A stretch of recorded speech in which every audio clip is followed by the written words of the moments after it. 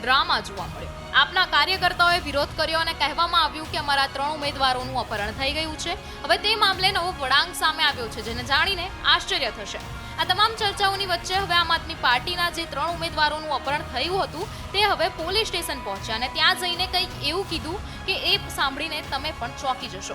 શું છે સમગ્ર મામલો તેની વિગતવાર ચર્ચા કરીએ। સ્વાગત છે જીએસટીવી સ્પેશિયલમાં, હું આપની સાથે કાવ્યા શાહ। છોટા ઉદેપુરમાં કાલે રાજકીય ઘમાસણ ચાલી। આ રાજકીય ઘમાસણ એ માટે ચાલી હતી કારણ કે લડાઈ એવી હતી કે છોટા ઉદેપુરમાં હવે કોણ સત્તામાં બેસશે। તાલુકા પંચાયતમાં જે ચૂંટણી યોજાઈ એનું પરિણામ આવ્યું અને એ પરિણામમાં આમ આદમી પાર્ટી અને ભાજપમાં ટાઈ પડી।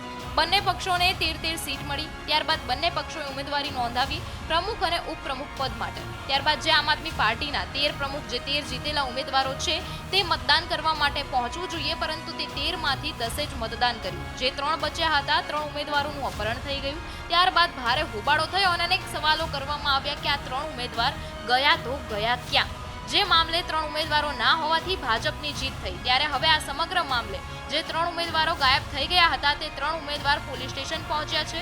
પોલીસ સ્ટેશન જઈને તેમના દ્વારા આ તમામ મામલાને લઈને કહેવામાં આવ્યું કે અમારું અપહરણ નહોતું થયું, અમે પાર્ટીથી નારાજ છીએ, તેથી અમારે મતદાન નહોતું કરવું, જેથી અમે જતા રહ્યા હતા।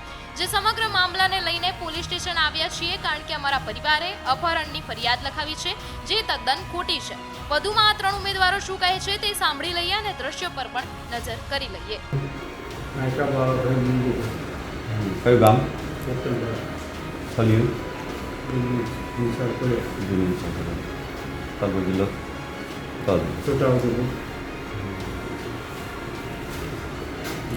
આજરોજ જે અલગ અલગ અરજીઓ આપેલી એ બાબતે તમને પુસ્તકે લખાવું છે કે આજરોજ તારીખ 23/5/26ના રોજ છોટાઉદેપુર તાલુકા પંચાયતના પ્રમુખ તથા ઉપપ્રમુખની ચૂંટણી હોય અને અમે બધા આમ આદમી પાર્ટીના સદસ્યો તાલુકા પંચાયત છોટાઉદેપુર ખાતે આવેલ હતા અને અમે ગેટ નંબર 1થી પસાર કરી અમે અંદર ગયેલ, પરંતુ અમારે આમ આદમી પાર્ટીના અમુક સદસ્યોથી નારાજગી થયેલ હોય, જેથી હું તથા રમેશભાઈ બાલુભાઈ રાઠવા તથા દેવલાભાઈ બચલાભાઈ રાઠવા નાઓ ગેટ નંબર 2થી જતા રહેલ હોય અને અમારી પાછળ અમારી આમ આદમી પાર્ટીના કેટલાક માણસો અમારી પાછળ આવેલ હોય, પરંતુ અમારે અમારી પાર્ટીથી નારાજગી થયેલ હોય અને અમારે મતદાન કરવું ન હોય, જેથી અમો જતા રહેલ હતા અને છોટાઉદેપુર પોલીસ સ્ટેશન ખાતે અમારા ઘરના તથા બીજા માણસોએ અલગ અલગ અરજીઓ કરેલ હોય અને જેમાં અમારું અપહરણ કરેલાની હકીકત લખેલ હોય,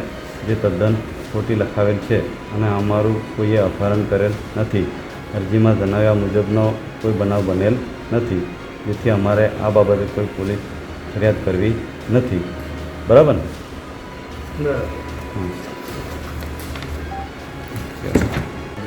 રાઠવા રમેશ કઈ બાબત? રમેશ બાલુભાઈ ગામ અચ્છેટા ઊંઝા ખડિયા તાલુકો જિલ્લો છોટાઉદેપુર। તાલુકો જિલ્લો છોટાઉદેપુર।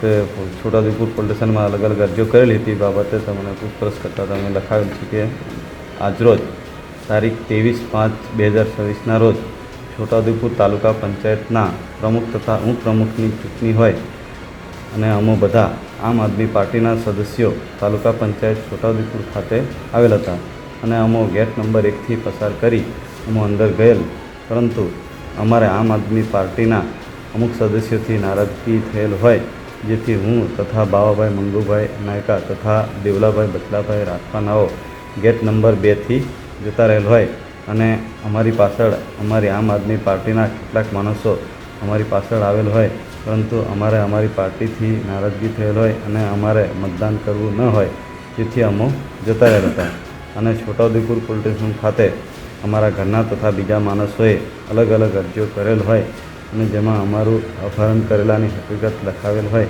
જે તદ્દન ખોટી લખાવેલ છે અને અમારું કોઈએ અપહરણ કરેલ નથી। અરજીમાં જણાવ્યા મુજબનો કોઈ બનાવ બનેલ નથી, જેથી અમારે આ બાબતે કોઈ પોલીસ ફરિયાદ કરવી નથી। બરાબર?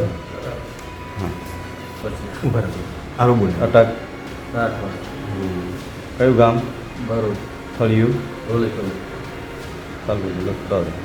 બરાબર? જે અરજીઓ છે અલગ અલગ કરેલી પોલીસ સ્ટેશનમાં એ બાબતે તમે નિવેદન લખાવેલ કે આજરોજ તારીખ 23/5/2026ના રોજ છોટાઉદેપુર તાલુકા પંચાયતના પ્રમુખ તથા ઉપપ્રમુખની ચૂંટણી હોય અને અમો બધા આમ આદમી પાર્ટીના સદસ્યો તાલુકા પંચાયત છોટાઉદેપુર ખાતે આવેલ હતા અને અમો ગેટ નંબર 1થી પસાર કરી અમો અંદર ગયેલ, પરંતુ અમારે આમ આદમી પાર્ટીના અમુક સદસ્યોથી નારાજગી થયેલ હોય, જેથી હું તથા રમેશભાઈ બાલુભાઈ રાઠવા તથા બાવાભાઈ મંગુભાઈ નાયકાનાઓ ગેટ નંબર 2થી જતા રહેલ હોય અને અમારી પાછળ અમારી આમ આદમી પાર્ટીના કેટલાક માણસો અમારી પાછળ આવેલ હોય, પરંતુ અમારે અમારી પાર્ટીથી નારાજગી થયેલ હોય અને અમારે મતદાન કરવું ન હોય, જેથી અમો જતા રહેલ હતા અને છોટાઉદેપુર પોલીસ સ્ટેશન ખાતે અમારા ઘરના તથા બીજા માણસોએ અલગ અલગ અરજીઓ કરેલ હોય અને જેમાં અમારું અપહરણ કરેલાની હકીકત લખાવેલ હોય, જે તદ્દન ખોટી લખાવેલ છે અને અમારું કોઈએ અપહરણ કરેલ નથી.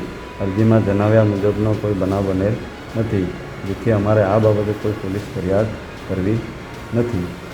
બરાબર ને? ત્રણ ઉમેદવારોની વાત સાંભળી, જે ગઈકાલે જે લોકો અપહરણનું કહી રહ્યા હતા કે અમારા 3 ઉમેદવારોનું અપહરણ કરી લીધું છે, તે તમામ આક્ષેપો અહીં ખોટા પડ્યા છે.